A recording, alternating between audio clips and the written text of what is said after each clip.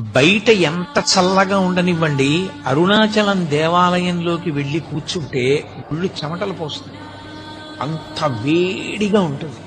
ఆ వేడి నిజంగా అగ్నిహోత్ర స్వరూపంతో ఉంటే మనం తట్టుకోలేమని ఆ వేడి రూపంలో ప్రకాశిస్తూ ఉంటాడు ఆయన.